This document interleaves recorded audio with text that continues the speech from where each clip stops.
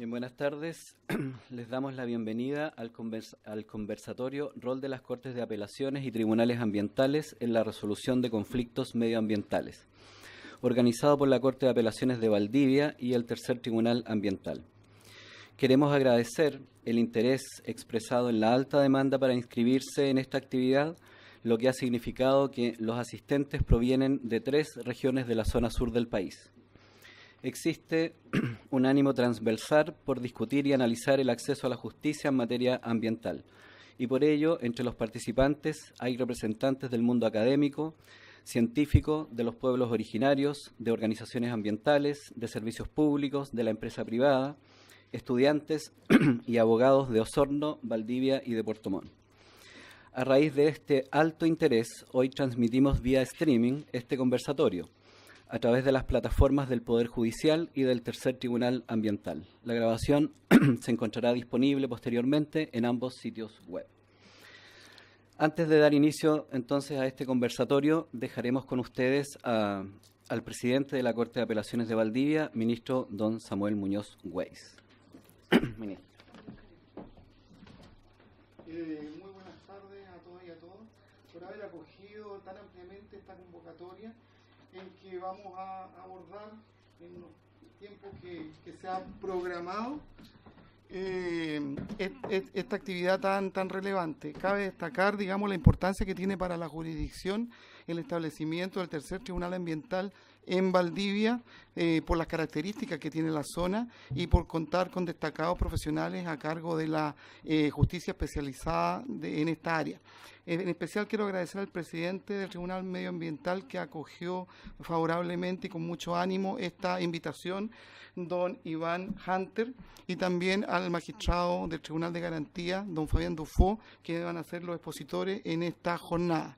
Así que espero que esta sea la primera de muchas jornadas que vamos a desarrollar, que las expectativas de ustedes sean altas y si bien no se satisfagan completamente en esta oportunidad, vamos a recoger todas las inquietudes que ustedes tengan para en un futuro próximo seguir desarrollando actividades para crear una conciencia real y efectiva respecto de la problemática que nos convoca y del rol del Estado y de los agentes encargados de esta problemática, de abordarlos con seriedad, con prontitud y con la mayor fuerza que podemos.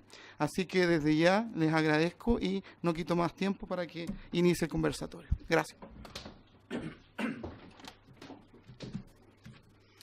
Gracias, ministro. Bien, iniciamos ahora entonces este conversatorio denominado Rol de las Cortes de Apelaciones y Tribunales Ambientales en la resolución de conflictos medioambientales. En esta oportunidad, como adelantaba el ministro presidente de la Corte de Apelaciones, escucharemos 2 presentaciones y posteriormente daremos paso a las preguntas de los asistentes. Para ello, en el ingreso de la sala se les ha entregado a cada uno una papeleta donde pueden escribir sus preguntas. Al finalizar las exposiciones, estas preguntas serán recogidas y en virtud del tiempo intentaremos que nuestros expositores respondan el máximo de consultas posibles. La primera presentación estará a cargo del presidente del Tercer Tribunal Ambiental, ministro Iván Hunter, quien expondrá sobre justicia ambiental en la jurisprudencia de los tribunales ambientales. Don Iván. Muchas gracias. Buenas tardes. Se escucha bien atrás, ¿verdad? Ya. Bueno, primero que todo, en representación del tribunal, quisiera agradecer a la Corte de Apelaciones de Valdivia la oportunidad de generar estos diálogos entre las distintas instituciones que de alguna u otra manera tienen un rol importante en la solución de los conflictos ambientales. Yo creo que hasta el momento no se había dado esta instancia de conversación y es un momento súper importante y muy valorado por el tribunal de que esta iniciativa haya nacido precisamente en la Corte de Apelaciones y ojalá pudiésemos en el futuro replicarla quizás en algunos otros temas específicos que interesan no solamente a la comunidad jurídica, sino que también a la comunidad en general que se interesa en la resolución de los conflictos ambientales. Ya, colocar esto por acá. Adelante. Gracias.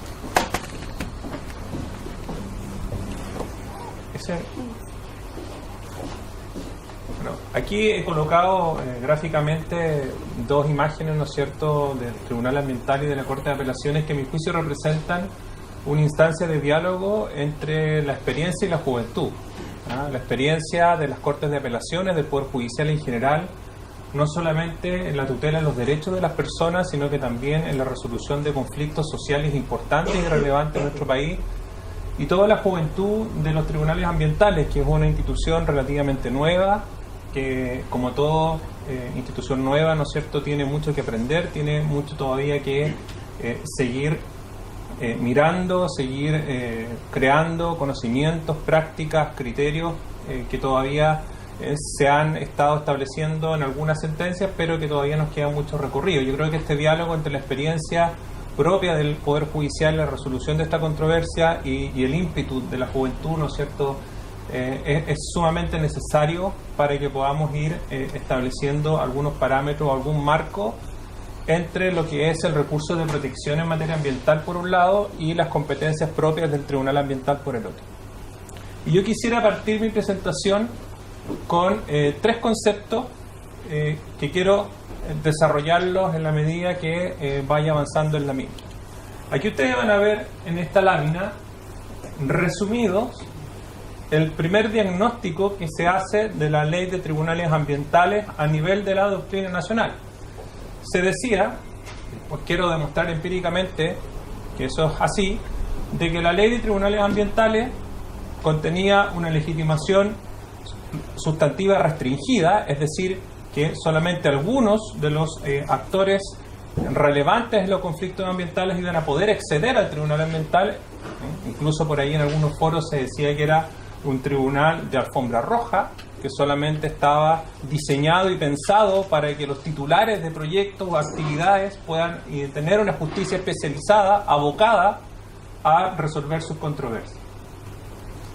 De esta manera, los conflictos de la comunidad, los conflictos sociales que tenían una injerencia mucho mayor respecto de los sujetos que eran destinatarios de estas externalidades, iba a seguir radicado en las Cortes de Apelaciones a través del recurso de protección. En segundo lugar, también se decía que este tribunal iba a tener una función esencialmente de tutela de derechos de contenido patrimonial. Se decía que el tribunal había nacido para ser una suerte de contrapeso a la Superintendencia del Medio Ambiente. Es decir, la Superintendencia del Medio Ambiente como órgano encargado de la fiscalización y la sanción a la infracción a los instrumentos de gestión ambiental tenía unos poderes bastante intensos, y que la forma de contrarrestar esos poderes intensos era estableciendo un tribunal ambiental especializado que atendiera a estos poderes exorbitantes, incluso que se denominaban de la Superintendencia del Medio Ambiente. Prueba de ello es que la Superintendencia del Medio Ambiente entró en plenitud de funciones solo una vez que comenzó el funcionamiento del segundo Tribunal Ambiental. Por lo tanto, uno entendía de eso, de que los derechos que se iban a tutelar en materia ambiental eran derechos de naturaleza económica. Eran los derechos de los titulares de proyectos, ¿no es cierto?, que eran sancionados con multas, con clausuras, etcétera, los que en definitiva iban a terminar siendo conocidos por los tribunales ambientales. Y el tercer punto, el tercer diagnóstico de la ley 20.600 fue que mientras se mantuviera el recurso de protección como un mecanismo de tutela general de derechos, es decir, como una suerte de contencioso administrativo general, las competencias de los tribunales ambientales iban a ser bastante residuales. Ni siquiera, por ejemplo, existía una diferencia sustancial en cuanto a los plazos. Usted podía recurrir de protección en 30 días y podía recurrir al tribunal ambiental en 30 días. Por lo tanto, tampoco iba a entenderse que usted podía hacer instancias sucesivas, ¿no es cierto?, entre uno y otro, en la medida de que los plazos de uno u otro arbitrio eran exactamente los mismos. Este fue el diagnóstico inicial. Fíjense que nosotros el año 2015, parece, nos juntamos un conjunto de profesores de Derecho Administrativo, Derecho Ambiental y de Derecho Procesal, y creamos una jornada de justicia ambiental que dio origen a este texto que se llama la Nueva Justicia Ambiental, en la cual se realizan el primer diagnóstico, los primeros comentarios a la Ley de Tribunales Ambientales. Y yo lo quiero ver, que ustedes se pueden apreciar ahí. Por ejemplo, los comentarios que hacía el Contralor Jorge Bermúdez, como ustedes saben, es un especialista en materia ambiental, que hacía a la Ley 20.600. Jorge Bermúdez decía que el artículo 17, número 1, que regula una competencia del Tribunal Ambiental, ha dispuesto una acción contenciosa administrativa especial de manera tan restrictiva que en realidad es un ejemplo de manual de una disposición que se autoanula y que, a menos que los tribunales ambientales intenten una interpretación progresiva y desde el derecho ambiental, se tratará de papel mojado. Ese era el diagnóstico inicial de la ley 20.600. Juan Carlos Ferrada, que indicó también en este mismo texto, dice: la acción de nulidad de derecho público y el recurso de protección serían procedimientos judiciales que podrían operar siempre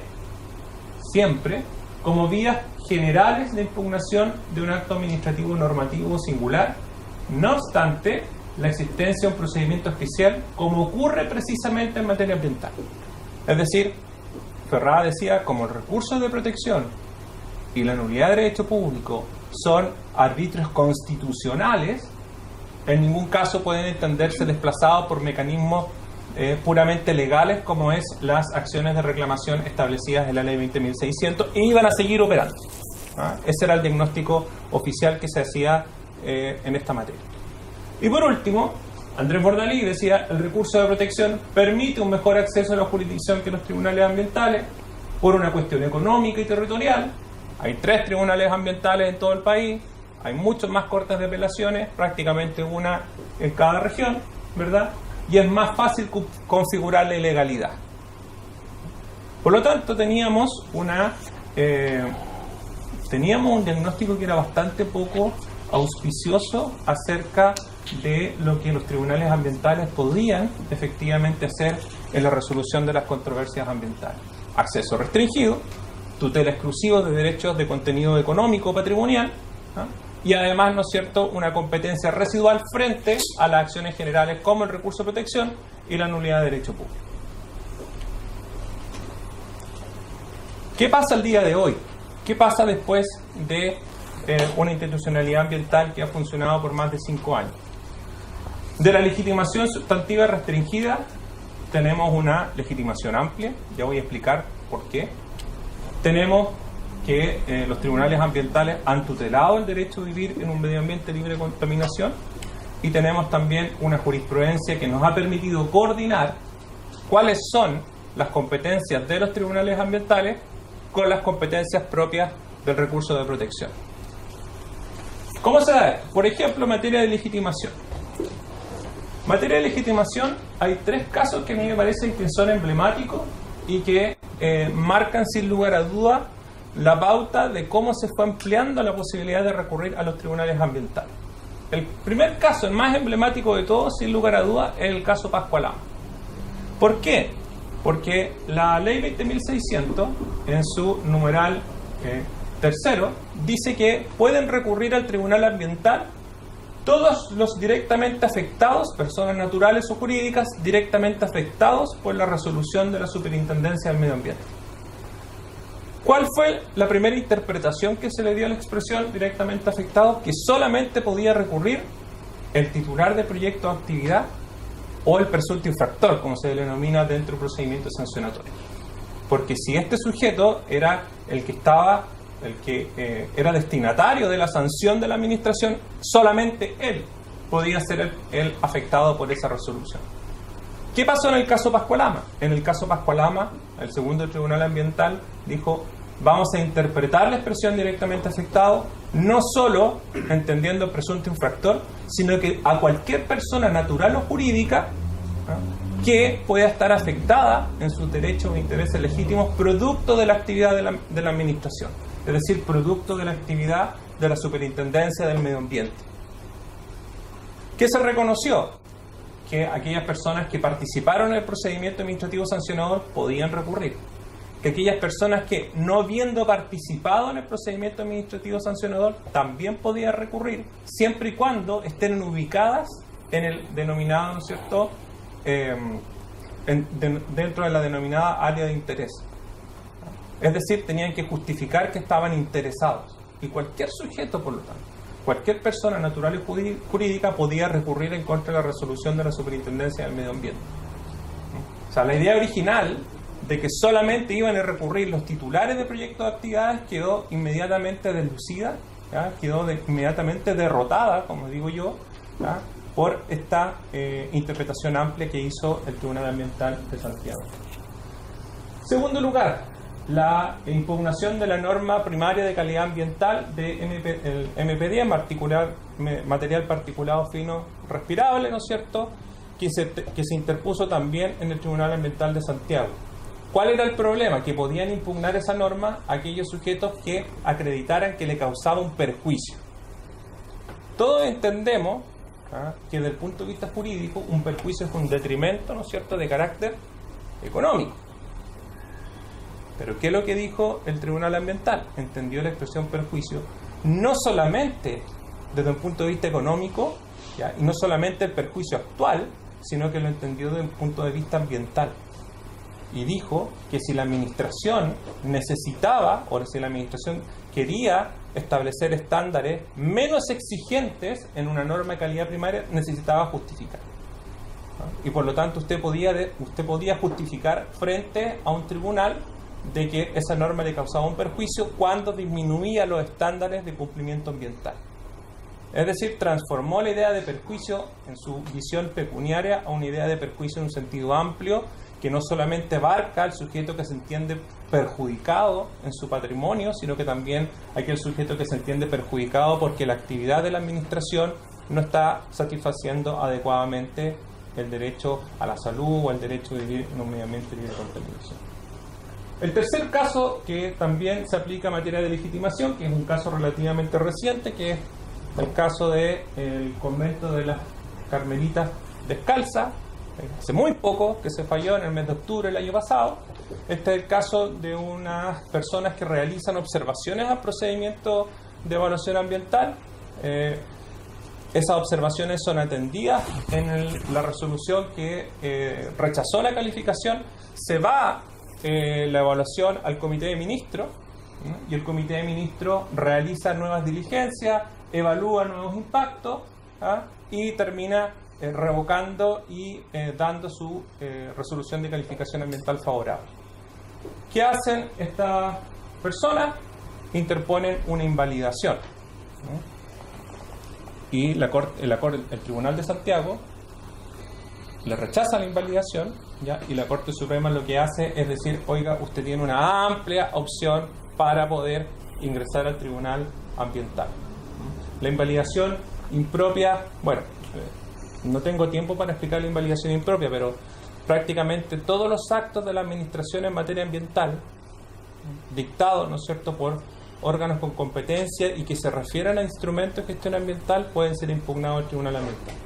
O sea, con la invalidación impropia, usted lo que tiene que hacer es interponer la invalidación en la administración va a resolver esa invalidación y usted, frente a ese acto, puede recurrir al Tribunal Ambiental. Cualquier acto de la administración que se refiera a instrumentos de gestión ambiental puede ser recurrido a través de la invalidación impropia. Es decir, prácticamente con esto se amplía completamente la legitimación que tiene el tribunal para conocer de cualquier tipo de controversia ambiental que se refiera a los instrumentos de gestión ambiental. ¿Qué pasa con el tutela vivir en un medio ambiente libre de contaminación? Fíjense que una de las críticas que se le hacía es que los tribunales ambientales iban a tutelar derechos de contenido solamente económico-patrimonial. La jurisprudencia demostró de que eso no era efectivo, y aquí simplemente les quiero decir 3 casos, hay muchos más. El caso de los programas de cumplimiento, Minera La Florida y de San Los Muermos, uno del segundo tribunal ambiental y otro del tercero. En ambos casos, los tribunales ambientales definieron estándares de cumplimiento de la legislación ambiental mucho más exigentes que aquellos que había establecido la Superintendencia del Medio Ambiente. En el caso de San Los Muermos, lo que hace el tribunal es obligar al proponente de este programa de cumplimiento a extender la cantidad de metros que tenía que limpiar de un canal y darle además ya un tratamiento mucho más exacto a la realidad, porque el canal había sido utilizado para, entiendo que para la crianza de animales, cuestión que no había sido incorporado dentro del programa de cumplimiento. Es decir, lo que hace el tribunal es establecer un estándar de cumplimiento mucho más exigente de aquel que había señalado la Superintendencia del Medio Ambiente. En el caso de Minera La Florida ocurre muy parecido, muy similar. La Superintendencia del Medio Ambiente señaló de que el titular había, el presunto infractor, lo que había hecho era hacerse cargo de todos los efectos derivados del incumplimiento, y el Tribunal Ambiental dijo: usted no ha justificado que se haya hecho cargo de todos los efectos que derivan del incumplimiento ambiental, y por lo tanto anuló la resolución. En la medida que correspondía entonces al sujeto que proponía este programa de cumplimiento probar, justificar razonablemente que se había hecho cargo de todos los efectos o que estos efectos no se habían producido. Nuevamente elevando estándares de cumplimiento de la legislación ambiental. Caso central Cuervo y Mediterráneo. En el caso de la central Cuervo, el Tribunal Ambiental de Valdivia lo que hace es anular una resolución de calificación ambiental por entender que la compensación ambiental que había ofrecido la empresa no cumplía con los requisitos del artículo 101. Es decir, el beneficio que iba a otorgar la empresa no tenía los mismos servicios ambientales o no eran equivalentes a los servicios ambientales que se habían sacrificado producto de la ejecución del proyecto. Es decir, definiendo nuevamente estándares de cumplimiento de la legislación ambiental mucho más exigentes de aquello que había establecido el Servicio de Evaluación Ambiental. Y en el caso del Central Mediterráneo, Tercer Tribunal Ambiental también anula una resolución de calificación ambiental, entendiendo de que no se había efectuado un correcto informe antropológico para efectos de la línea de base del componente humano. Nuevamente, estableciendo estándares de cumplimiento de la legislación mucho más exigentes que aquellos que habían establecido el Servicio de Evaluación Ambiental. ¿Qué pasa con el recurso de protección? En el recurso de protección, paulatinamente yo creo que se fueron separando bien los ámbitos de competencia que existían entre uno y otro. El primer caso, creo yo, que es más patente en decir qué cosas van a conocer los tribunales ambientales y qué controversias van a conocer los cortes de apelaciones, es el caso de la central termoeléctrica Punta Alcalde. El rol es el 65-63-2013 y la Corte Suprema termina una consideración diciendo lo siguiente: dice que rechaza, dice, el recurso de protección, ¿ya? No obstante, se conserva el derecho para accionar frente a la autoridad especializada para el cumplimiento de la resolución de calificación ambiental, como también para los encargados de su fiscalización. Agrega este fallo punto seguido, y yo lo relaté en su oportunidad con un particular optimismo, que esta muestra de confianza y madurez en la institucionalidad ambiental merece ser explorada. Lo dice textualmente la Corte Suprema. Posteriormente, ya en el caso donde derechamente hay un reconocimiento explícito hacia las competencias de la Corte, hacia las competencias de los tribunales ambientales, en el caso del proyecto inmobiliario Costa Laguna. Aquí la Corte Suprema señala lo siguiente. Dice, la ley que creó los tribunales ambientales no solo trasladó a estos todos los asuntos contenciosos administrativos en materia ambiental que se encontraban en la ley 19.300, sino además aprobó una norma, el artículo 17, número 8, que es la invalidación impropia, que les permite conocer de acciones de impugnación en contra de un acto administrativo ambiental, entre ellos la resolución de calificación ambiental que pruebe un estudio de impacto ambiental o una declaración de impacto ambiental previo agotamiento de la vía administrativa. Es ante esa jurisdicción especial y por esa vía entonces donde debe instarse por la invalidación de una resolución de calificación ambiental.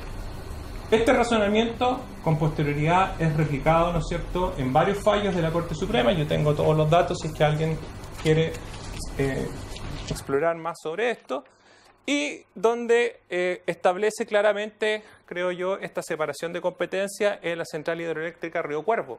¿Por qué? Porque en este recurso de protección, no obstante rechazar el recurso de protección, lo que hace la Corte Suprema es entender que en aquellos casos donde hay situaciones graves, urgentes y que requieren una tutela rápida, la Corte de Apelaciones, en el recurso de protección o la Corte Suprema, ¿no es cierto?, pueden adoptar las medidas que consideren pertinentes. ¿Dónde creo yo que está la principal hoy en día ámbito de competencia del recurso de protección?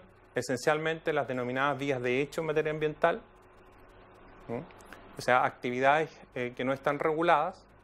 Y segundo, en aquellos casos en que no existen instrumentos de gestión ambiental. Nuestro derecho ambiental hoy en día se construye sobre la base de instrumentos de gestión, normas de emisión, normas de calidad primaria y secundaria, ¿verdad? Planes de descontaminación, planes de prevención, resoluciones de calificación ambiental, etc. Sin embargo, eso no cubre el espectro de actividades antrópicas que pueden afectar al medio ambiente.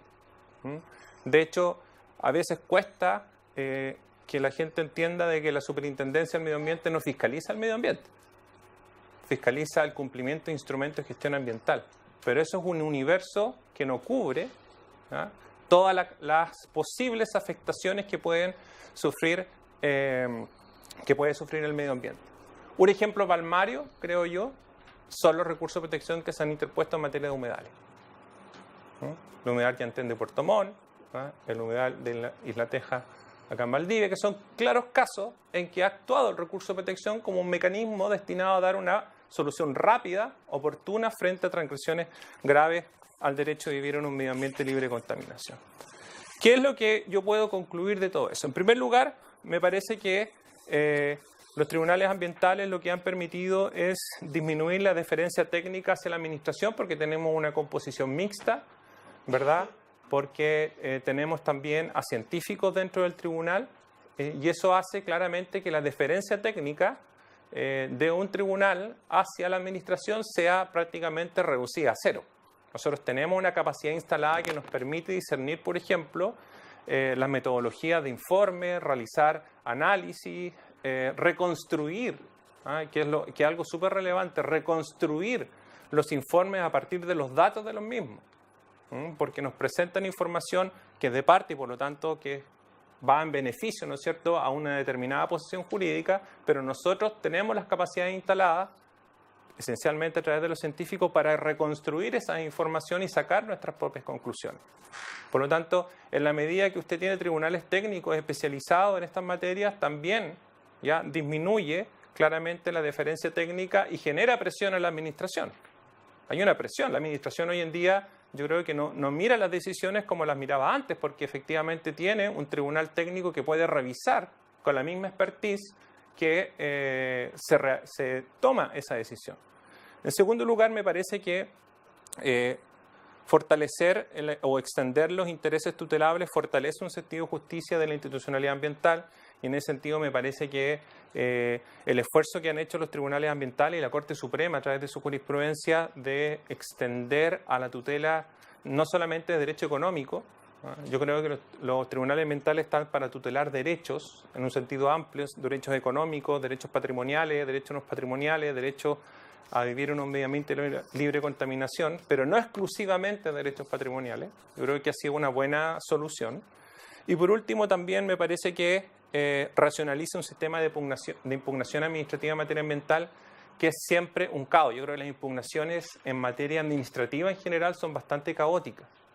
Todavía cuesta, ¿verdad?, ir construyendo una jurisprudencia que distinga entre acciones generales de nulidad de derecho público, acciones especiales de nulidad de derecho público.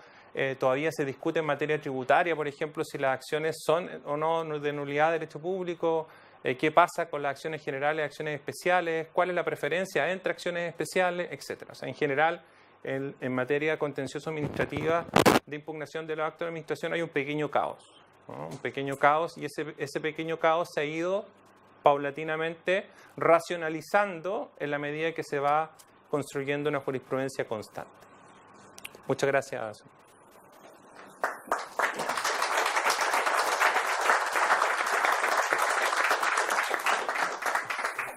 Bien, agradecemos al ministro don Iván Hunter y les recordamos que al final de las dos presentaciones se recogerán las preguntas de los asistentes. La siguiente presentación se denomina el recurso de protección y tutela judicial del derecho a vivir en un medio ambiente libre de contaminación, y estará a cargo del juez del Juzgado de Garantía de Valdivia, don Fabián Dufo, a quien invitamos a iniciar su presentación. Buenas tardes a todas y a todos. Como pueden observar del título de mi exposición, lo que pretendo hablar el día de hoy es acerca de la relación que existe entre el recurso de protección y la salvaguarda del derecho a un medio ambiente libre de contaminación. y la evolución que he tenido desde la jurisprudencia esta herramienta. Pareciera que nos hubiésemos puesto de acuerdo con Iván, dado que fue el último pensamiento de que habló, no fue así, es solamente una feliz coincidencia. Así también voy a hablarles desde el lenguaje de los jueces y juezas, me permito agregar, que son las sentencias. Mi análisis va a ser sobre todo forense y a partir de distintos fallos verificar cuál ha sido la evolución del recurso de protección en materia medioambiental. Pero ello requiere alguna definición de conceptos previos. Prácticamente toda la comparecencia del día de hoy son abogados y abogadas. Pero aún así, dado que se está transmitiendo vía streaming y por respeto también a las personas que no lo son, creo que es conveniente establecer algunos conceptos previos. Y esos conceptos previos son el que consiste el derecho al medio ambiente libre de contaminación, muy someramente, el recurso de protección y la particularidad que el recurso de protección tiene constitucionalmente en materia ambiental. Yo recuerdo en la universidad mis compañeros, mis amigos y amigas que estudiaban ciencias sociales, de otros distintos derechos, siempre me recriminaban cuánto nos gustaban a los abogados las definiciones. Pero creo que para establecer un mínimo común denominador del debate y del conversatorio que luego vamos a tener, estos conceptos eran relevantes. Intentaré ser lo más breve posible en este aspecto, puesto que, como parafraseando el Quijote, no hay razonamiento bueno sino el breve. Dicho lo anterior, el derecho medio ambiente libre de contaminación es una que la doctrina ha calificado, al menos parcialmente, como de tercera generación, o derecho de solidaridad, puesto que otorga a su titular un derecho que a la vez tiene un carácter colectivo. El marco normativo, pueden verlo allí, prácticamente la mayoría de ustedes lo conocen, el artículo 19, número 8 de la Constitución. El derecho a vivir en un medio ambiente libre de contaminación es deber del Estado para que ese derecho no sea afectado y tutelar la preservación de la naturaleza. Y a nivel internacional, el artículo 11 del Protocolo de San Salvador no está ratificado por Chile, pero la Corte Interamericana, en una relativamente reciente opinión consultiva, estimó que sí era parte del corpus juris del derecho internacional de los derechos humanos interamericano. También la definición de medio ambiente la pueden leer, en este caso seguiré adelante, y luego el recurso de protección. ¿Cuál es la particularidad del recurso de protección en materia ambiental? En general, como pueden también allí leer, aquellos que no conocen en qué consiste esta acción constitucional, el que por causa de actos o omisiones arbitrarios o ilegales sufra privación, perturbación o amenaza en el legítimo ejercicio de los derechos y garantías establecidos en el artículo 19, numerales que refiere, podrá ocurrir por sí o cualquiera su nombre a la Corte de Apelación respectiva, la que adoptará de inmediato las providencias que juzguen necesarias para establecer el imperio del derecho y asegurar la protección del afectado. Pero, en el caso del artículo 19, número 8, esta protección solamente se refiere a actos o omisiones ilegales, no así arbitrarias, lo que resulta un argumento de texto constitucional relevante para lo que va a ser luego la jurisprudencia de la Corte Suprema en una primera etapa y luego en una segunda etapa respecto al recurso de protección. Características, bueno, una definición de la Corte de Apelaciones de Valdivia, ya que estamos acá.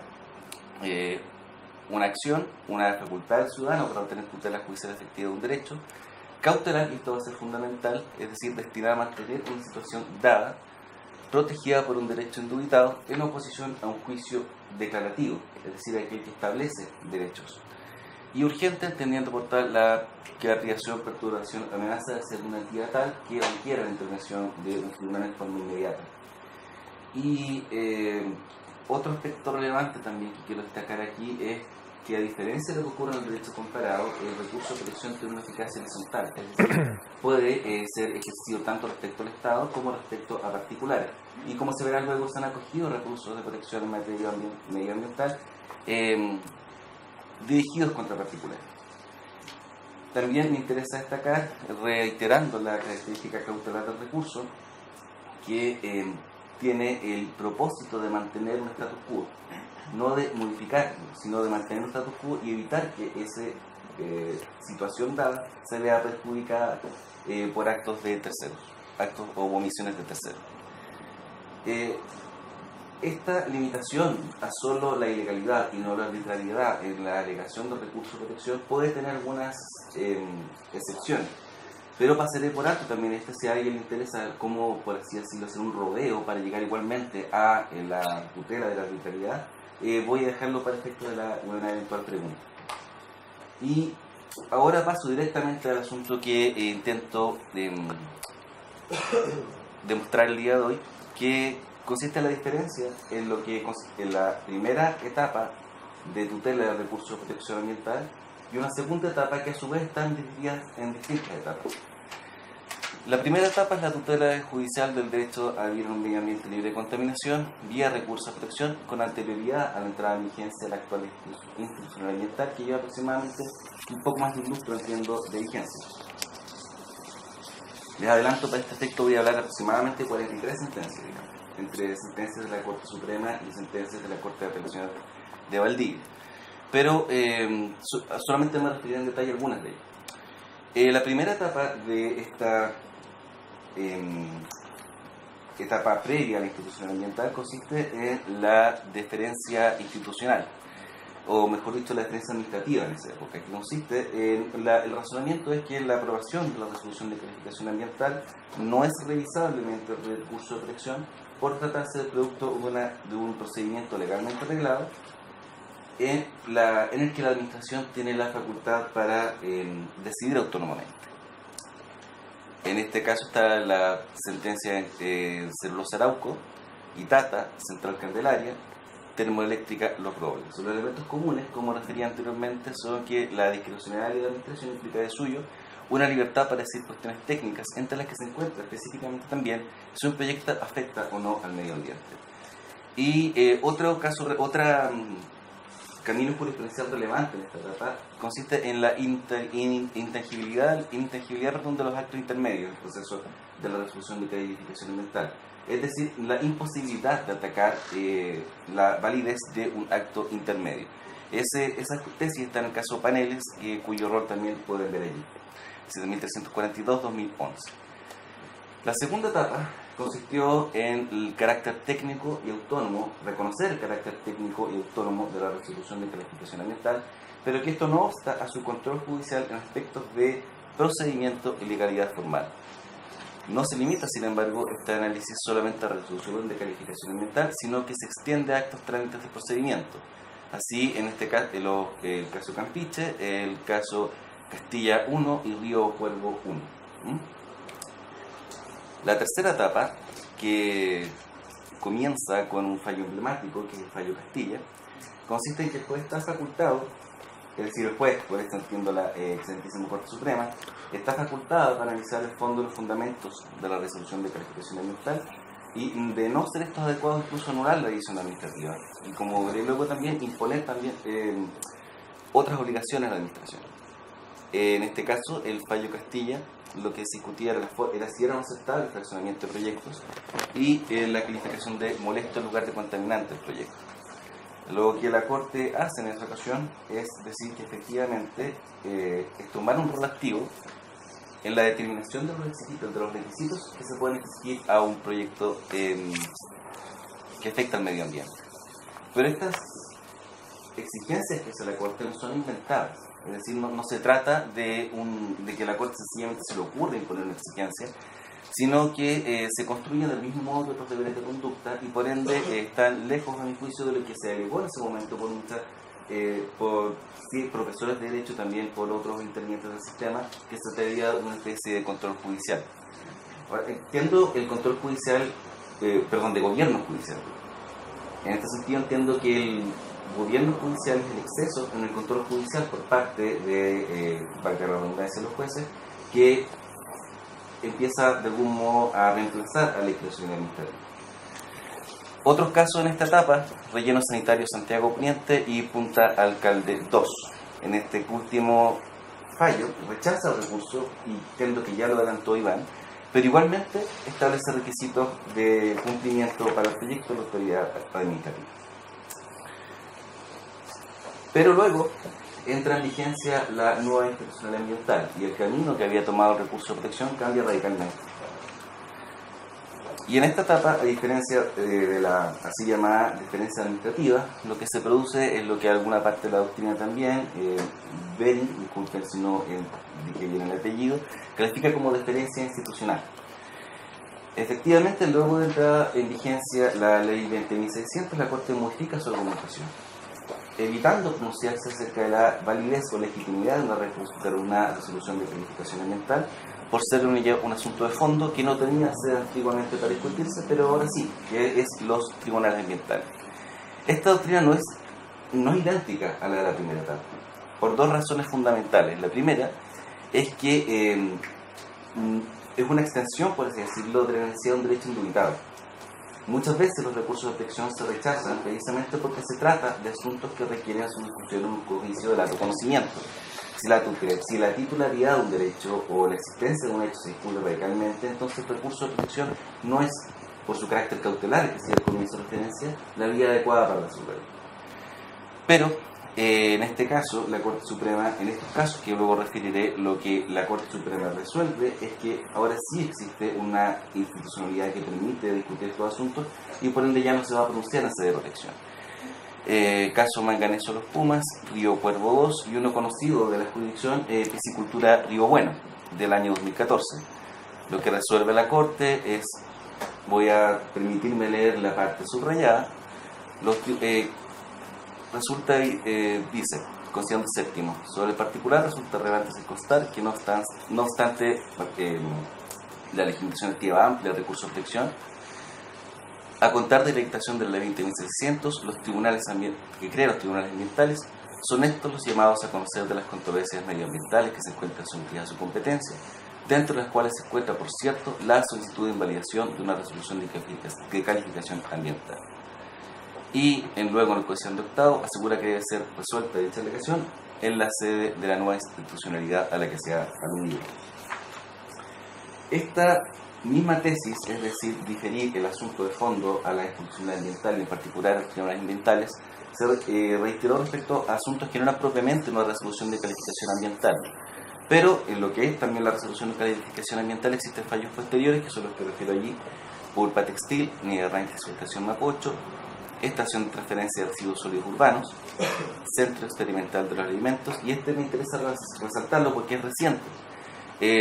Almacenamiento de agua en el interior de Minas Javiera en Laguna Salitrosa, es de 4 de febrero de este año. Y lo que se resolvió en esa oportunidad fue confirmar una sentencia de la Corte de Apelaciones de Coyhaique que hacía eco de esta doctrina, es decir, diferir la discusión sobre la validez de una resolución de calificación ambiental a la institucionalidad ambiental. Y la misma tesis, la derivación del asunto por ser de carácter técnico a la institucionalidad ambiental, fue aplicada respecto a actos administrativos que no eran propiamente una resolución de calificación ambiental, pero que sí estaban insertos también en el sistema de evaluación o en la institucionalidad ambiental. Mejoramiento ambiental de piscicultura Chesque Alto, lo que se discutió fue la suspensión del plazo de procedimiento de evaluación de declaración ambiental del proyecto. Y edificio habitacional Quilín A, caso autopista Vespucio Oriente, es así también actos administrativos que no son propiamente una resolución de calificación ambiental, pero que discutidos mediante el recurso de protección, lo que hace la Corte es diferir su conocimiento a los tribunales ambientales.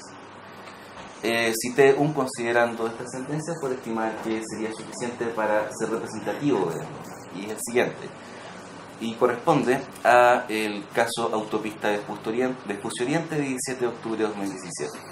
Lo que se pedía en ese caso era una empresa específica, Telecomunicaciones de Chile, Sociedad Anónima, la apertura de un tercer procedimiento de participación ciudadana.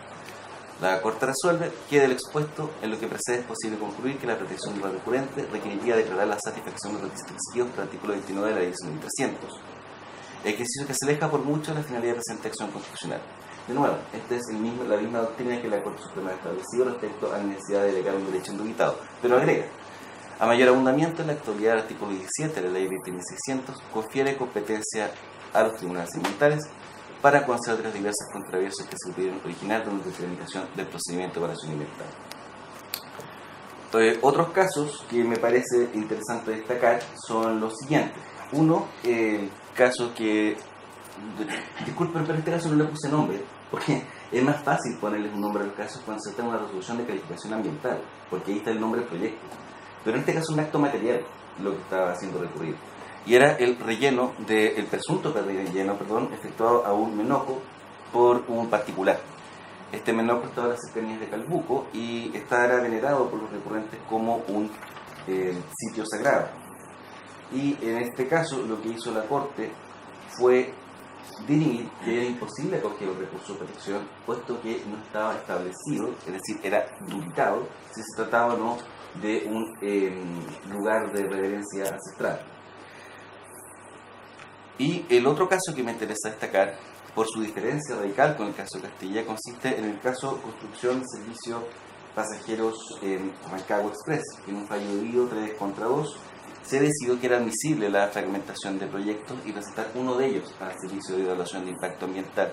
Y se rechaza el recurso porque no se precisó claramente de qué forma sería afectado el derecho a un medio ambiente libre de contaminación. Como ven, desde el año 2014, el año 2015, 2017, 2018 e incluso 2019, esta doctrina sostenida de la Corte Suprema en orden a que sea la institución ambiental la que conozca la invalidación, ya sea resolución de calificación ambiental o de actos relacionados con la institución ambiental, esta es sostenida. Es una doctrina ya en alguna medida firme. Y esto llevó alguna parte de la doctrina a sostener la agonía o muerte del recurso de protección ambiental. Particularmente Francisco Zúñiga tiene de hecho un artículo que se llama La agonía o muerte del recurso de protección ambiental.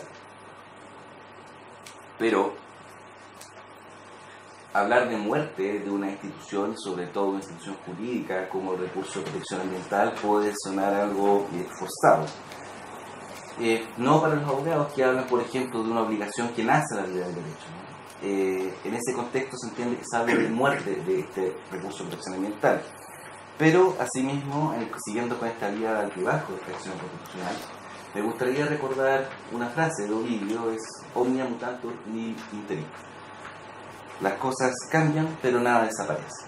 Y el recurso de protección cambió, pero no ha desaparecido. Y esto me lleva a la segunda etapa, queda una sola después de esta, para que no se cansen, que no sabía cómo tampoco llamarle, y le propongo este nombre de garante en la institucionalidad. ¿Qué tienen como estas sentencias? Son sentencias recientes de los años 2018 y 2019, y son conflictos en que la autoridad administrativa cumple un rol en defensa del medio ambiente que la Corte Suprema califica como deficitario. Y por ende, acoge varios de estos recursos.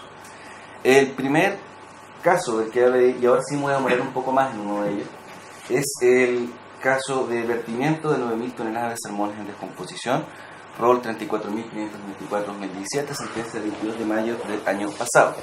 El acto impugnado consistía en la resolución de Directemar, que autorizó el vertimiento de 9.000 toneladas de salmones muertos y en descomposición.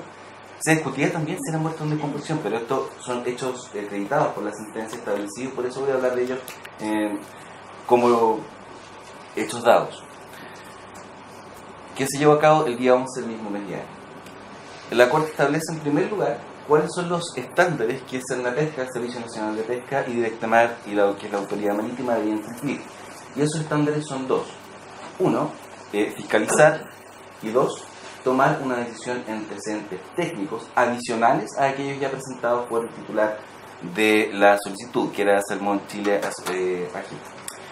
Posteriormente resuelve, y voy a permitirle también de nuevo.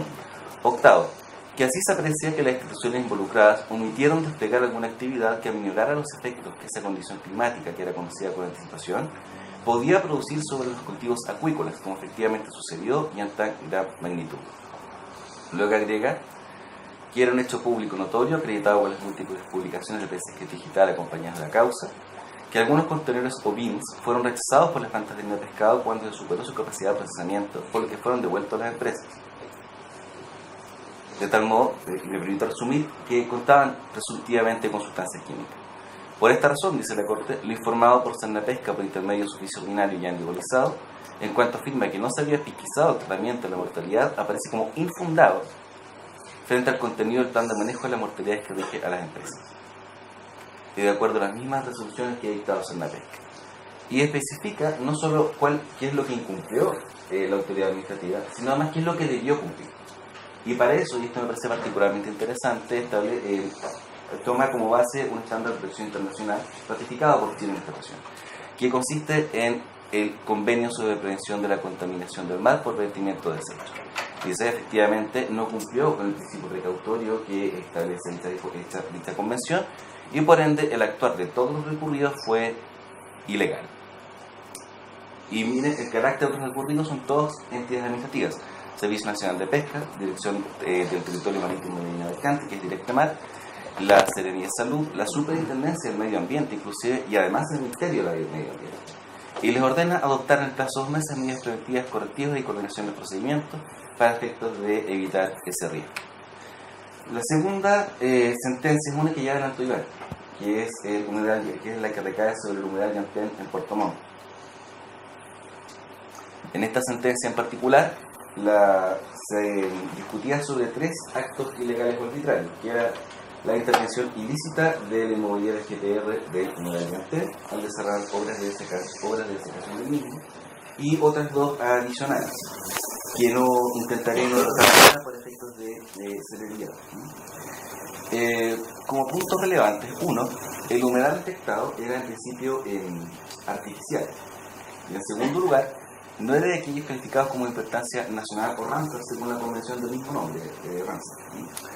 Pero lo que hace la Corte acá, y que me parece tremendamente interesante, es que aún sin esa calidad dice, ok, no es un humedal de importancia internacional, pero las características que tiene este humedal sí calzan con aquellas que la convención establece, y por ende debe ser protegido. Es decir, aun cuando no sea un humedal Ramsar, podría salir, y por ende la protección que le voy a otorgar es idéntica.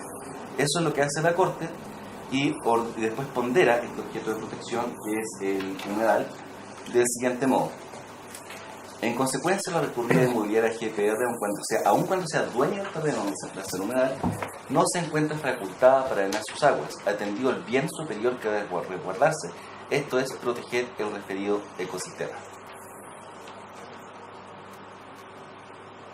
Respecto al segundo punto, como les adelanté, voy a omitirlo, pero lo relevante de esa parte de la sentencia, o al menos lo que yo puedo observar como tal, consiste en que califica el actuar de la Municipalidad de Puerto Montt y del Servicio de Vivienda y Urbanismo de aquella región como descoordinado y pone también deficitario. La tercera causa, antes de continuar, perdón, también la Corte de Apelaciones de Valdivia tiene un fallo en que resuelve otorgar protección directa a la pobre intervención de un humedal. Y esto, en este caso, era un particular también, es decir, de modo eficacia horizontal de derechos fundamentales, que había efectuado intervención mediante maquinaria del humedal Crán. La Corte de Apelaciones de Valdivia ordenó paralizar esa intervención hasta que obtuviera la autorización legal correspondiente. El tercer fallo que me interesa destacar consiste en el fallo de cables en desuso, rol 20.200 del año 2018, del 10 de diciembre del año pasado. Este fallo probablemente lo conocen, salió en las noticias de algunas autoridades, sobre Puerto Varas, quejándose acerca de la resolución de la Corte Suprema, que les obligaba a retirar los cables, pero como luego veremos, esto no es tan así. Lo que hace la excelentísima Corte Suprema es dirimir la discusión en que existía acerca de si la municipalidad de Puerto Varas o la municipalidad en general tienen o no la facultad de retirar cables en desuso. Y lo que dice la Corte Suprema es que ustedes tienen la facultad y el deber de retirar basura. Los cables en desuso son basura, y por ende sí tienen la facultad de hacerlo, sin perjuicio de que para ello tienen que coordinarse con las empresas concesionarias de telecomunicaciones.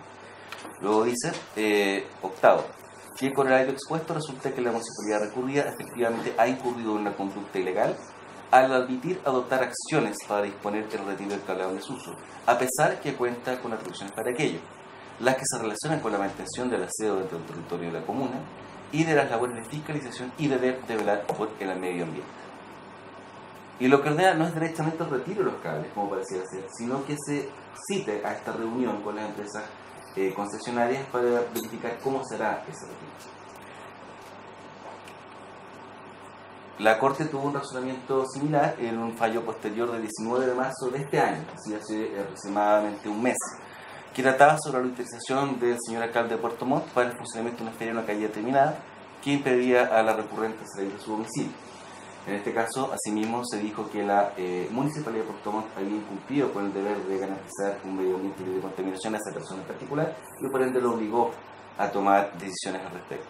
Y la Corte de Apelaciones de Valdivia, en la causa que también probablemente recordarán, relativa a las ferias del Parque Zavala, en que decretó que para la realización de estas ferias necesariamente debía la municipalidad examinar el nivel de riesgo causado. Y esto, en comparación a una impugnación de una resolución de calificación ambiental, puede sonar algo baladí, pero esta misma sentencia nos revela que no es así. Eso es cosa de imaginar y cuánto ha cambiado la forma de efectuar esta celebración del Parque Zavala a partir de este fallo, para darse cuenta que todas estas sentencias, aun cuando no recaigan específicamente en una resolución de calificación ambiental, sí generan un efecto potente. Y el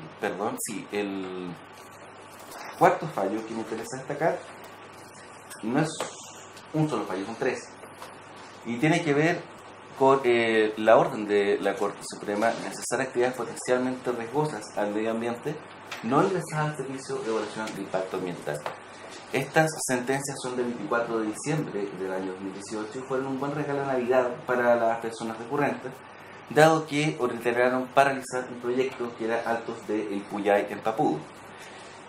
Como cuestión principal, el proyecto en cuestión se presentó como uno que estaba dentro del radio urbano y que no cumplía con el estándar objetivo del artículo 10 para ingresar al Servicio de Evaluación de Impacto Ambiental.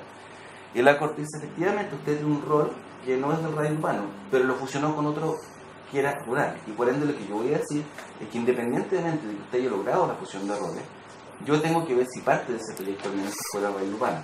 Y como lo está, pasa a la segunda argumentación, que me parece también muy interesante, que es desconocer el carácter numerus clausus del artículo 10 y elabora a partir de normas definitorias, que son el artículo primero, segundo, E, L y K, y la opinión del mismo Servicio de Evaluación de Impacto Ambiental en actos administrativos previos, que según nos interesa después puedo referir, que establece una acción administrativa para que cualquier persona afectada por el proyecto pueda requerir un procedimiento de Servicio de Evaluación Ambiental, refiriendo cuáles son las características específicas que debe tener.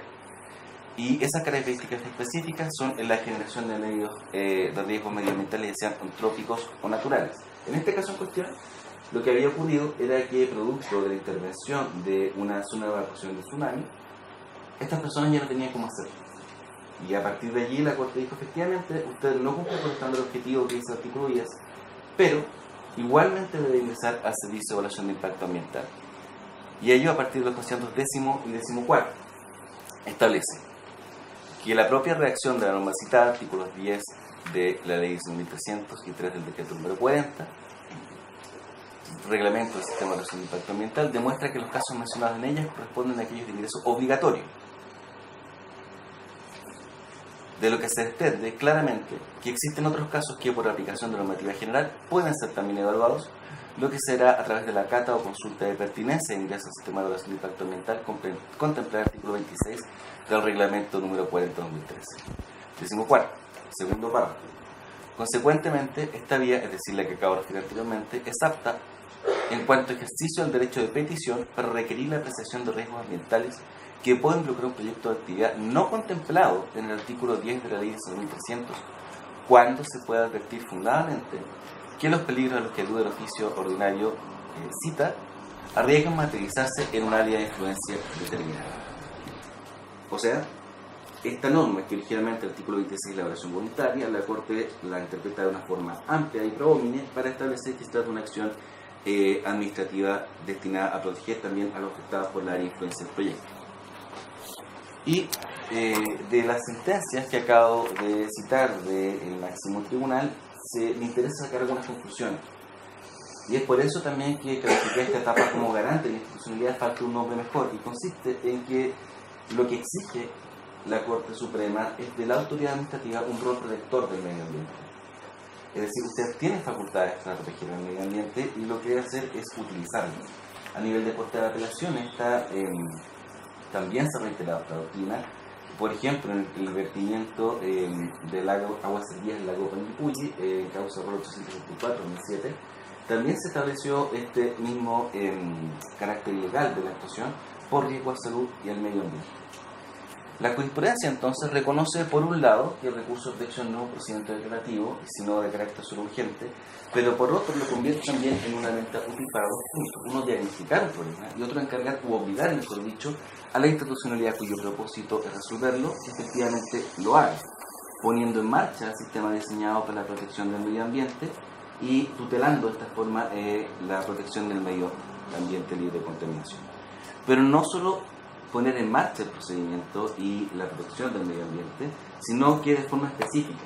La administración, como, perdón, el aparato del micrófono me jugó una mala pasada. Pero no de cualquier modo. La jurisprudencia dice que la administración debe fiscalizar correcta y oportunamente, que la decisión no puede ser tomada en cuenta solo en base a los antecedentes que proporciona el titular del proyecto o el interesado, sino que antecedentes técnicos propios o aportados por terceros también. Debe actuar coordinada y efectivamente. Todo esto que estoy diciendo está en cada uno de los fallos que, o al menos parcialmente en cada uno de los fallos que lo referimos. Y en cuanto a la protección del medio ambiente como tal, lo define como un objeto de protección en sí, cuyo nivel de resguardo es considerado en convenciones internacionales que se expresamente ratificadas por Chile, o incluso cuando no está segura de que, cuando no está ratificado, o cuando no se da el presupuesto de ratificación, como el caso de Humedales, lo hace extensivo por una interpretación amplia. Y por último, interpreta las facultades de la administración de forma amplia y pro omnibus. El mensaje, como antes se dijo, es claro: usted tiene las herramientas, úselas y úselas bien. Esto me lleva a la última etapa del recurso de protección en materia ambiental, que es el convenio 169 de la Organización Internacional del Trabajo. Y esta última etapa es distinta a las anteriores porque, en primer lugar, es en alguna medida temporal, es decir, no se rige por el mismo criterio necesariamente de pre y post institucional ambiental, y al escenario descrito, que ya es complejo de suyo, trae todo un mundo. Y por un mundo me refiero tanto a un mundo jurídico como a un mundo real, al mundo de la cultura y las personas mismas. Respecto a lo primero, cité allí algunas de las leyes relevantes en materia ambiente indígena que no necesariamente están presentes en otros conflictos ambientales. Ley 19.253, bueno, convenio 169, uno puede discutir si es tener el rango de ley o superior. Ley 20.429, que crea el espacio marino costero. Ley 20.117 respecto a la ley Yaguita, sus respectivos reglamentos, y el reglamento para la consulta indígena. Bueno, respecto a resolución de calificación ambiental, la jurisprudencia al comienzo tuvo algunos vaivenes. En efecto, y en lo que dice específicamente respecto a la consulta indígena, en primer lugar, la Corte resolvió que no requería ningún tipo de consulta en el sistema descarga armar de celulosa Arauco. Posteriormente modificó este criterio, dijo: no, acá hay un procedimiento de participación ciudadana, debe regirse por ese procedimiento, que fue el caso de residuos sólidos Lanco Panguipulli. Pero después fue más allá, dijo: este es el convenio 169, establece normas específicas y por ende el sistema de evaluación de impacto ambiental debe cumplir con esas normas y no al revés. Y esto ocurrió en dos fallos: el Parque Eólico Chiloé y sondaje de extracción Paguanta, y por último en el proyecto, el fallo 11.299-2014, proyecto minero El Morro. Pero este vaivén del recurso de protección en el convenio 169 también sufrió las consecuencias, o mejor dicho, tuvo las consecuencias de la creación de la distribución ambiental, y comenzó a tener el mismo destino que los otros recursos de protección en materia ambiental. Dos sentencias de las que voy a referir ya las referí, y el último, el más reciente, es la comunidad de Yaguita Conay contra Minera Nevada Asociada por Acciones por una presunta contaminación del río Estrecho, el día fallo del 12 de diciembre del año 2017. Y en esas causas lo que hace la Corte es lo mismo que en otras causas de recurso de protección ambiental con la nueva institucionalidad, es decir, esto debe ser discutido en la institucionalidad creada para tal. Pero un asunto relevante de ello, o mejor dicho, para demostrar que no está completamente decidido el asunto, es que todos estos fallos, cuando está incluido el convenio 169, tienen voto en contra. Y uno de ellos al menos, 3-2. De tal modo que, aun cuando parece que el asunto estuviera consolidado, puede que no sea necesariamente así, dependiendo incluso de la integración del SAN. Y además hay otro asunto que revela que la aplicación del convenio 169 del recurso de protección por un derecho al medio ambiente libre de contaminación tampoco está del todo resuelta, y aun cuando no se trata de una resolución de calificación ambiental, es la causa 9021-2018 de la Corte Suprema, y con esto terminaré. La Corte de Apelaciones de Valdivia rechazó un recurso de protección interpuesto contra un particular que retiró un REHUE de su ubicación tradicional, y porque estaba emplazado en su predio. Básicamente esto está en mi predio, por ende lo retiro. Y la Corte Suprema estableció lo siguiente: quinto, que por ello, si bien la conducta de la recurrida tiene lugar y se desarrolla en terrenos de su propiedad, recae en un elemento propio de un ciudadano espiritual, sobre el cual no detenta derecho alguno. A ello se le agrega que le debe y merece respeto y consideración a las normas que las normas mencionadas disponen, en concordancia con la garantía que a su grupo acuerdo número 6 del artículo 19 de la Constitución. Y esas normas, que fueron las fundamentales para resolver, de acuerdo con lo que acabo de citar, fueron precisamente el convenio 169 y la ley 19.253. De tal modo que en este caso, ante una ponderación entre el derecho de propiedad del dueño del predio y el derecho de libertad de culto de los indígenas afectados, lo que resolvió la Corte Suprema fue a favor de este último derecho, precisamente por tratarse de indígenas y estar protegidos por el convenio 169. Bien, con esto las conclusiones a las que quiero llegar es que efectivamente el recurso de protección como contencioso administrativo para discutir la validez de la resolución de calificación ambiental, hoy en una inmensa mayoría de las causas, digo inmensa mayoría porque no sé si todavía hay alguna que lo haya así entendido, es inidóneo, siendo la institución ambiental la que lo reemplazó, no está muerto, sino que ha adquirido nuevos bríos, sirviendo como una herramienta para permanecer obligatoriamente en funcionamiento de la institución ambiental bajo estándares de protección altos en protección del medio ambiente. Y además, la discusión en torno al convenio 139 en sede de recurso de protección no está del todo cerrada. Gracias.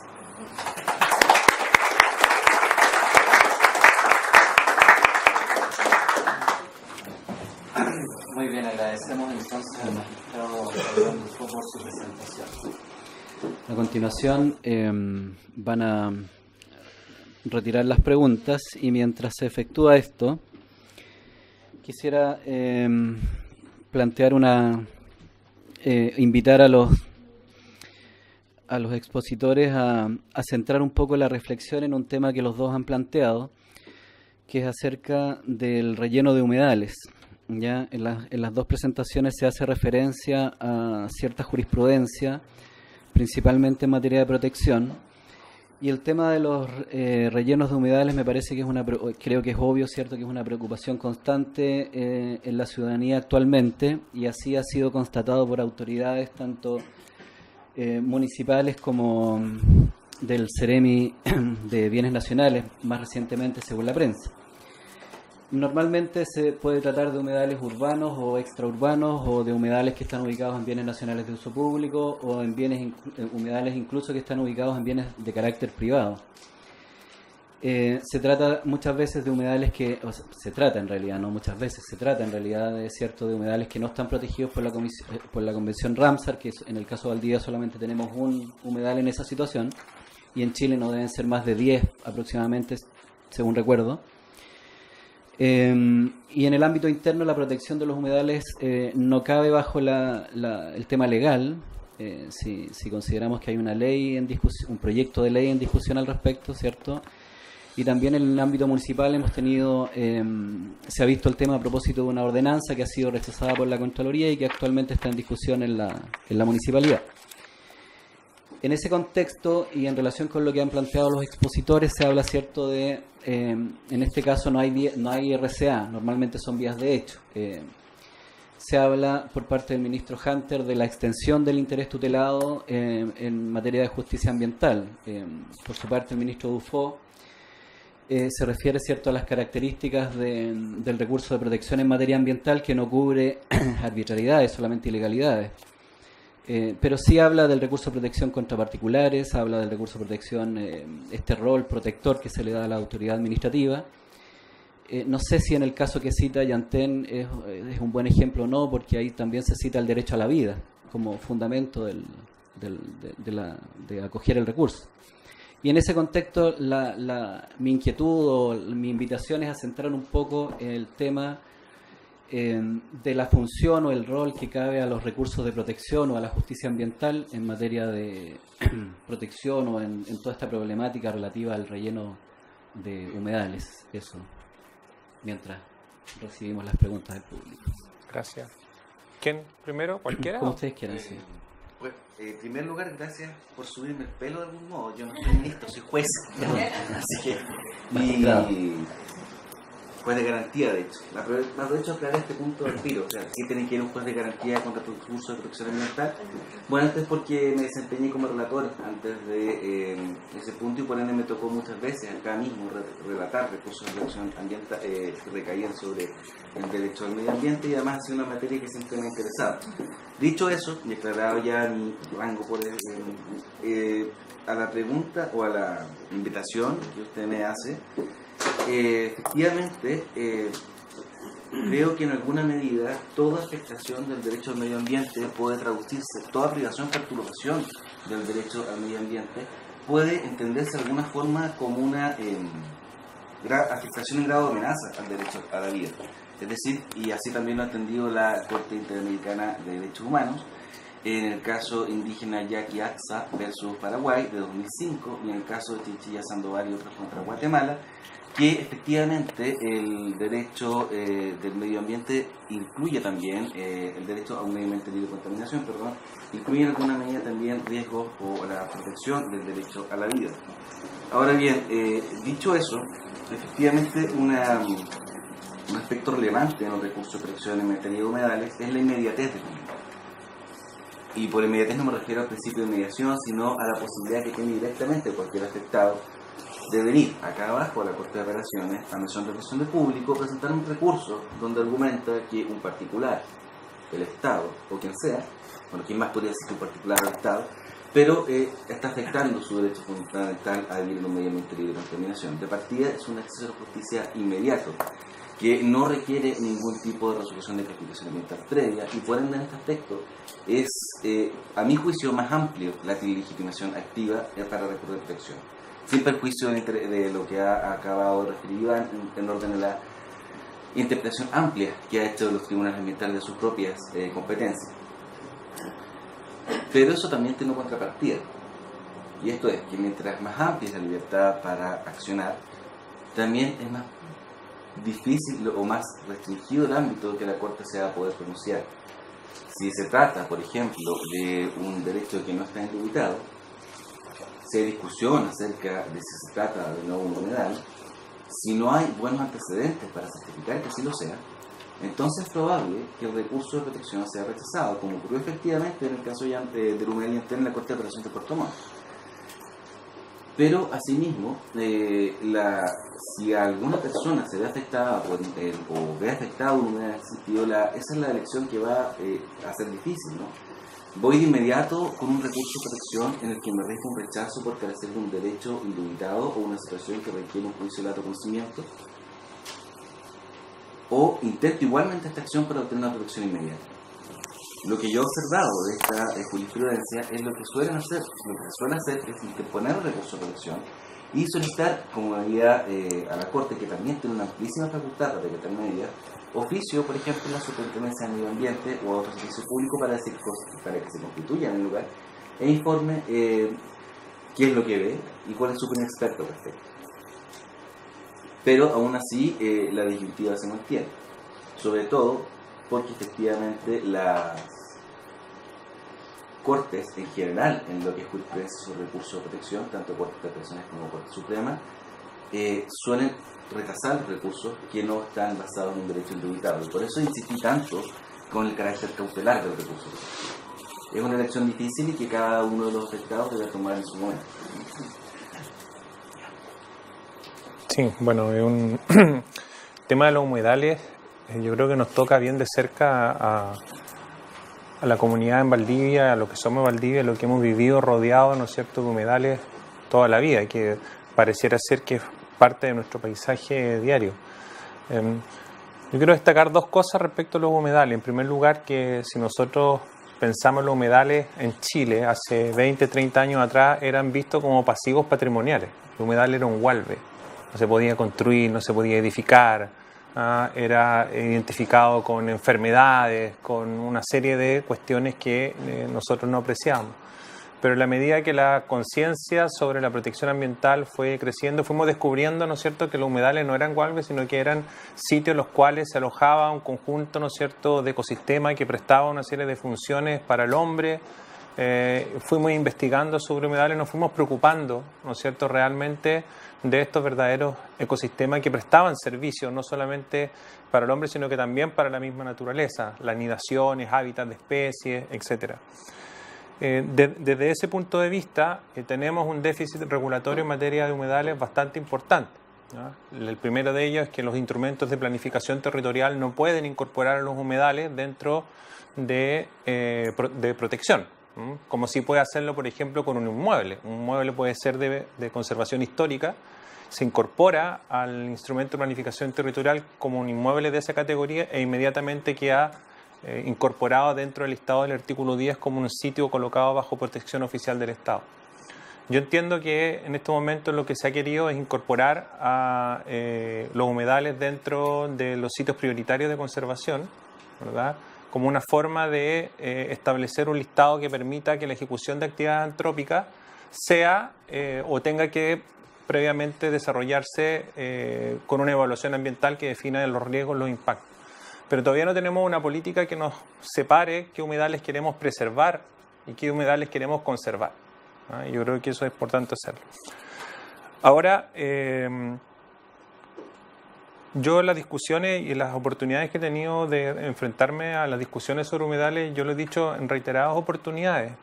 En Puerto Varas fui también invitado a hablar sobre humedales y pareciera ser que todavía no se asimila que una herramienta jurisdiccional importante para hacer frente al tema de los rellenos de los humedales es la acción de reparación por daño ambiental. La acción de reparación por daño ambiental que conocen los tribunales ambientales tiene por objeto, ¿no es cierto?, restablecer el medio ambiente, uno o más sus componentes, al estado anterior, o al menos, ¿no es cierto?, en el caso de que eso no sea posible, restablecer sus propiedades básicas. Cada vez que se daña un humedal, en primer lugar, se prescinde completamente de la disputa del carácter público o privado del humedal, ¿no?, porque tiene que ver, más bien dicho, con el medio ambiente, tal como lo han demostrado aquí Fabián con una serie de razonamientos de la Corte Suprema.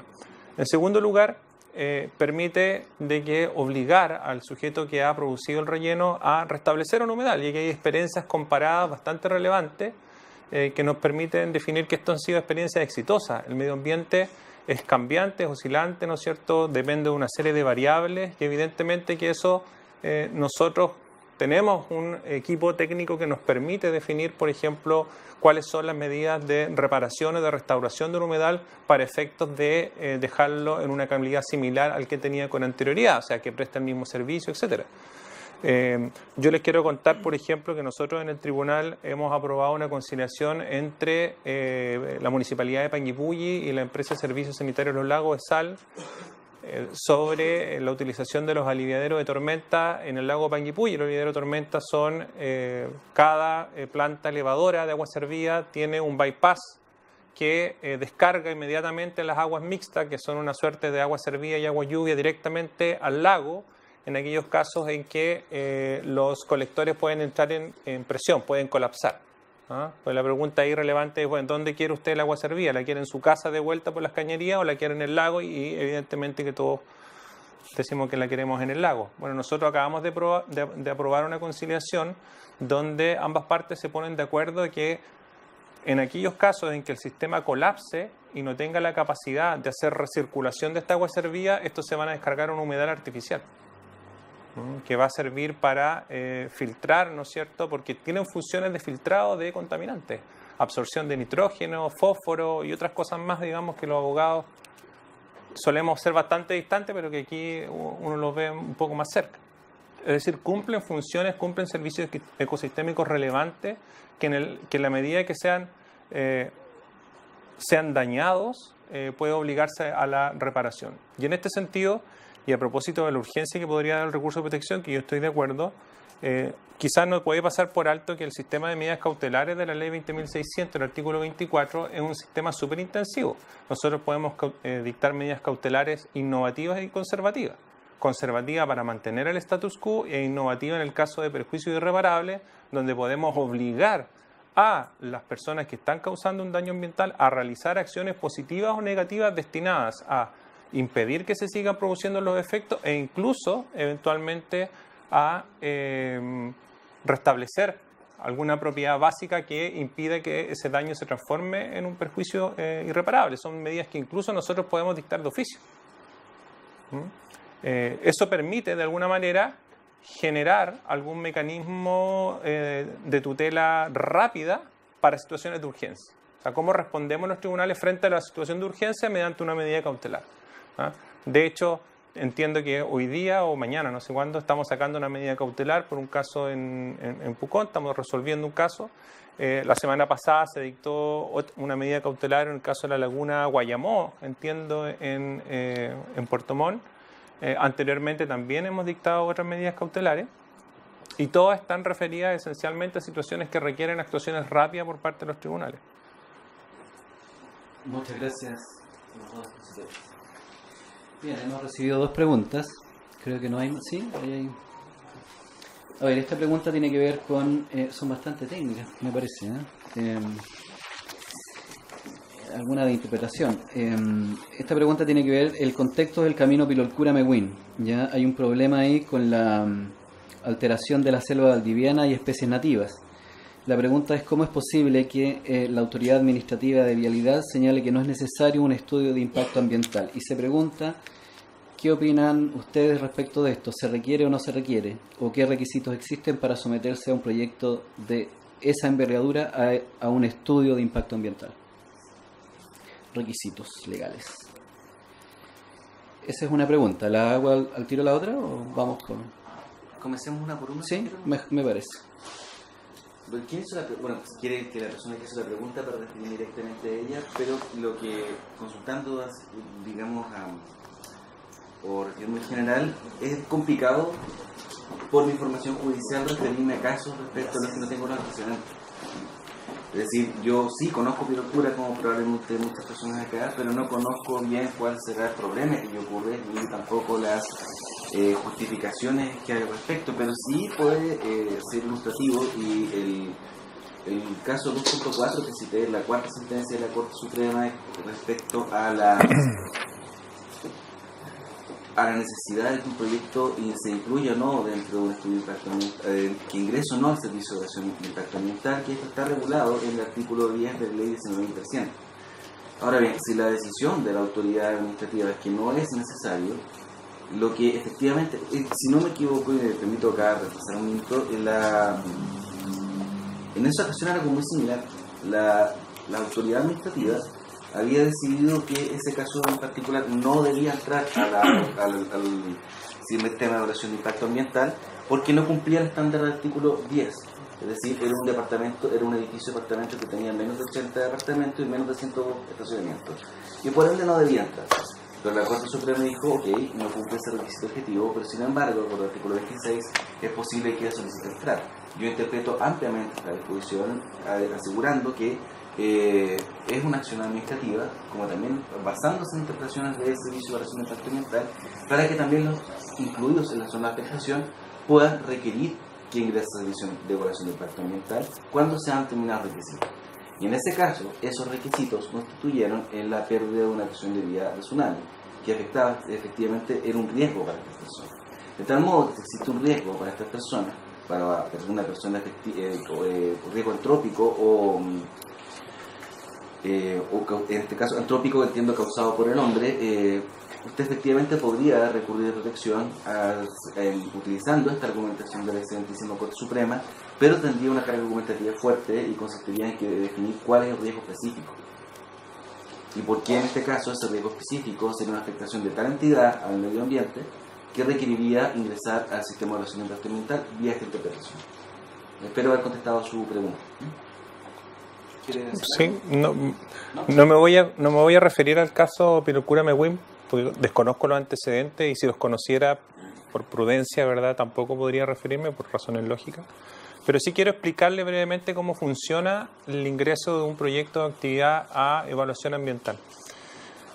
Nuestra legislación, a diferencia de otras legislaciones, establece un sistema de tipología de proyectos para ingreso al sistema de evaluación de impacto ambiental. Hay otras legislaciones que definen, no establecen un catálogo de proyectos, sino que establecen en realidad actividades que generan impacto. Usted identifica el impacto y si ese impacto, ¿no es cierto?, es de magnitud, duración, etcétera, tiene que ingresar a un sistema de evaluación previo. Nosotros no tenemos ese sistema, tenemos un sistema sobre la base de tipología de proyectos. Por lo tanto, lo primero que hay que revisar es si el proyecto de actividad está en el listado del artículo 10 de la ley 19.300 o en el artículo 3 del reglamento del sistema de evaluación de impacto ambiental.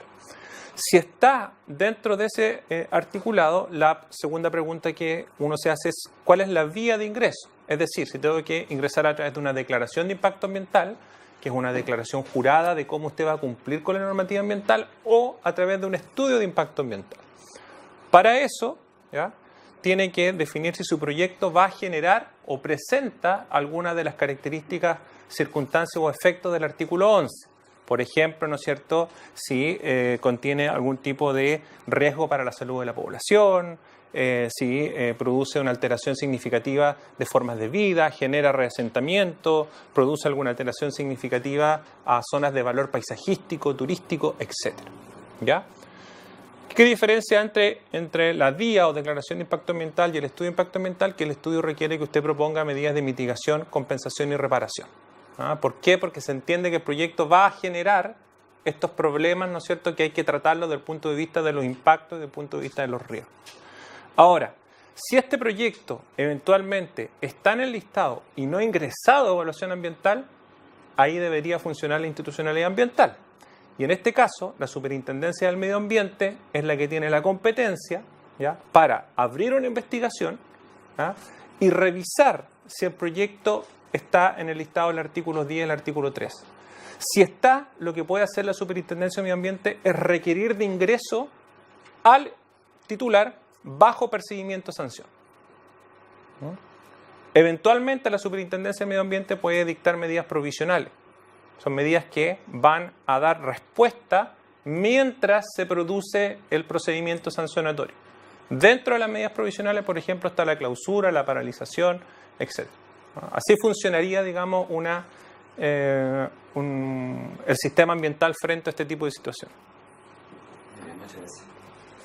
Tenemos dos preguntas que están relacionadas, así es que las voy a tratar de fusionar en una. De doña María Gracia Curilem y don Iván Reyes. La situación se refiere al aeropuerto de la Araucanía.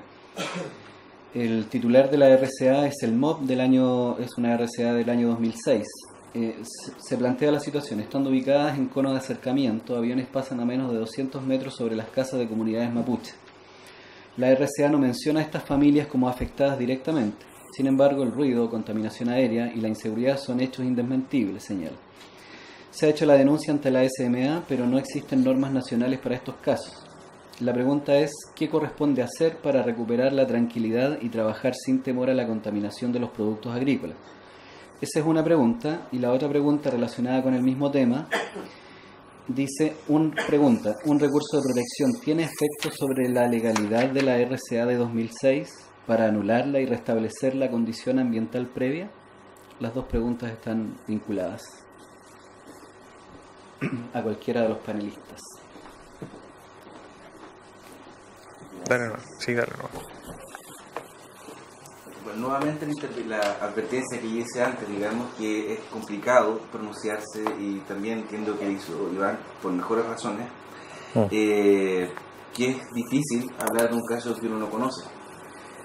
Pero lo que intenté demostrar mediante mi exposición fue una jurisprudencia sostenida de la Corte Suprema desde el año 2013 hasta el año 2019 respecto a que antecedentes, casos y conflictos que estén ya ingresados al sistema de evaluación de impacto ambiental y a la institucionalidad ambiental, la Corte Suprema de una forma casi invariable ha resuelto que el recurso previo no es la forma no es el instrumento idóneo para conocer de ello. Y eso, como referí, el último fallo que pude encontrar fue de este año, es decir, de marzo de este año. Y no ha modificado mucho en 6 años y por ende se trataría de una apuesta arriesgada, a mi juicio. Yo voy a decir lo obvio y todos los que somos abogados aquí me van a entender, por una RCA del 2006, ni la nulidad de derecho público, creo yo, la podría hoy en día por temas de prescripción por plazo, ni la invalidación apropia, impropia, ni nada por el estilo. Ahora, ¿cuál sería la respuesta de la institucionalidad ambiental? Cuando usted hace un proyecto, evalúa variables ambientales, ¿ya? Y esas variables ambientales que usted va a afectar, las va a alterar de alguna manera, las va haciendo un seguimiento, ¿verdad? Tiene que ver cómo se comportan frente a la actividad antrópica, ¿ah? Cuando esas variables ambientales no se han comportado de la forma que usted previó que podían comportarse, existe la posibilidad de revisar, pero es un procedimiento de revisión de la resolución de calificación ambiental que está en el 25 quinquiés de la ley 19.300. Muchas gracias. Tenemos otra pregunta, me parece que esta pregunta es para don Fabián.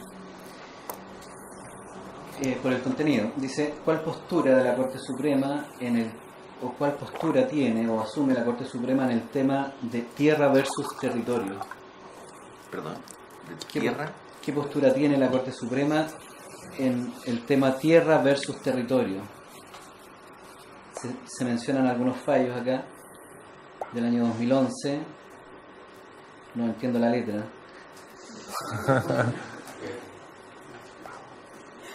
Bueno, está citado el fallo que se mencionó acá, Menoco, en Calbuco, que desconoce el término territorio. Concepto cultural, por ahí está. Mire, la verdad, tengo un poco de dificultades comprendiendo la pregunta. Tal vez, si la persona que la hizo me explica.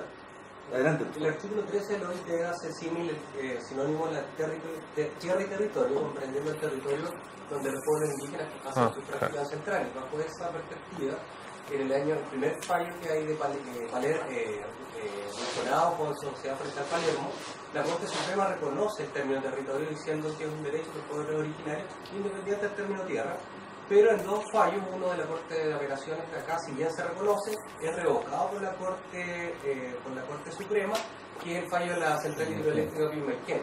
Y entiendo que es un símil al caso de Menoco, que se hizo mención ahí. Entonces, no sé cuál es el criterio de la Corte Suprema, porque son fallos dispares. En uno reconoce el término tierra y en el otro el término territorio.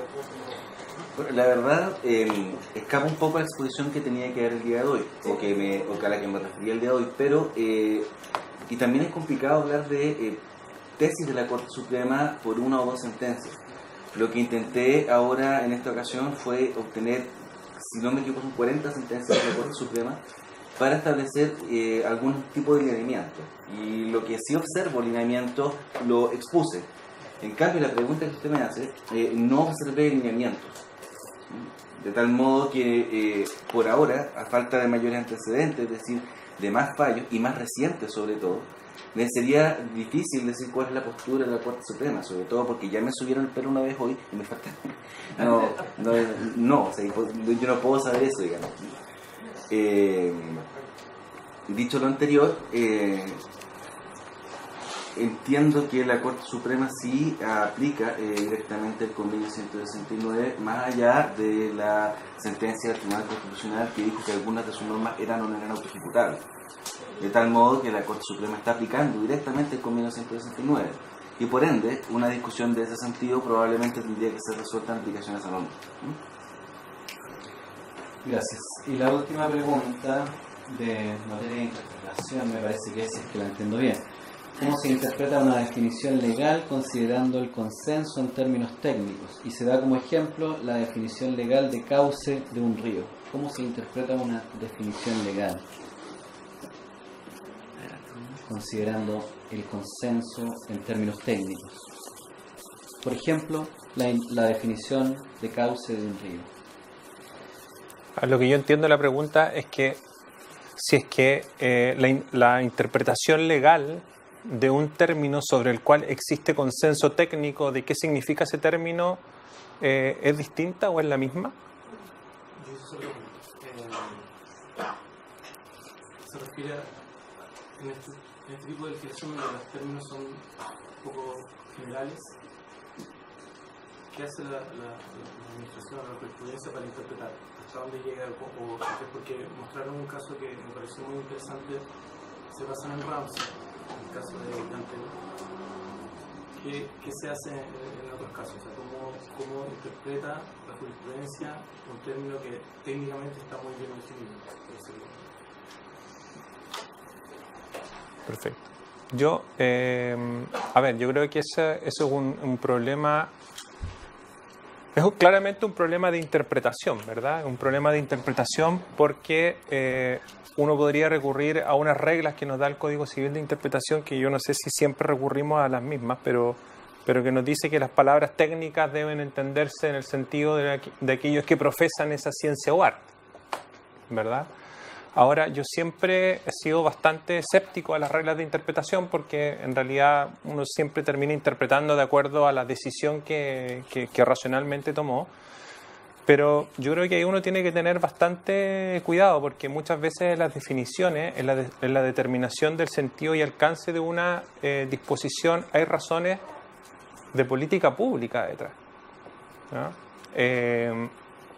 ¿Cómo lo puedo explicar? Quizás salgamos un poco en materia ambiental. Si mi intención, por ejemplo, como administración es recaudar más impuestos y la ley dice que voy a gravar con impuestos a aquellos que realicen el transporte colectivo de pasajeros, por ejemplo, la pregunta es ¿qué voy a entender por transporte colectivo de pasajeros? Si yo tengo un auto, por ejemplo, y le cobro a mi vecino por llevarle todos los días a sus hijos al colegio, ¿es transporte colectivo de pasajeros? Quizás, ¿no es cierto?, si mi intención como administración es recaudar más, voy a hacer una interpretación bastante amplia, ¿no es cierto?, de transporte colectivo de pasajeros, o por el contrario, si mi intención como legislador, como administración, mi política pública es que se favorezca, ¿no es cierto?, la utilización de un solo automóvil dentro del vecindario para no congestionar las calles y por lo tanto no voy a entender que aquel vecino que le cobra a los demás por llevar a los hijos al colegio va a pagar impuestos porque mi intención, mi finalidad de política pública no es recaudar más, sino que es de congestionar las calles. No sé si me expliqué con el ejemplo, pero todo el sentido de las expresiones muchas veces van a depender de cuál es la finalidad que quiera perseguir la administración con esa disposición. Ahora bien, si usted me apura, yo le diría que es muy difícil que cuestiones de naturaleza puramente técnica uno salga de la definición técnica, salvo que se encuentren claramente vulgarizadas, ¿verdad? O sea, hay conocimiento científico que es conocimiento que está esparcido, digamos, y que nosotros no nos damos cuenta, pero es que es conocimiento científico. La ley de gravedad es un conocimiento científico, pero no necesitamos probar que existe la ley de gravedad porque está vulgarizada, porque todos lo sabemos, etc. Yo creo que va a depender en el ámbito administrativo del alcance de política pública que yo quiera darle y en el ámbito judicial va a depender de muchos factores del caso concreto. No sé, es una difícil pregunta. Es como si usted nos preguntara cómo se interpreta la ley. Yo le podría dar tantas formas de interpretar la ley como escuelas de interpretación existen de la ley. Eso, ¿sí? Sí. Sí, solamente su pregunta es la que nos da trabajo. Como jueces, como abogados. O sea, interpretar la ley es lo que hacemos. Y por ende, me explico las palabras de Iván. Muy bien, muchas gracias. Bueno, de esta forma, no habiendo más preguntas, vamos a finalizar el conversatorio El rol de las Cortes de Apelaciones y Tribunales Ambientales en la resolución de conflictos medioambientales, organizado por la Corte de Apelaciones de Valdivia y el Tercer Tribunal Ambiental. Agradecemos la presencia de nuestros expositores, don Fabián Dufoy y don Iván Hunter. Agradecemos a la Corte de Apelaciones que nos ha recibido en la persona de su presidente, don Samuel Muñoz. Y agradecemos a cada uno de ustedes por el interés y por la participación en esta actividad y los invitamos a compartir un café en el hall central de la Corte en el primer piso. Muchas gracias. Gracias.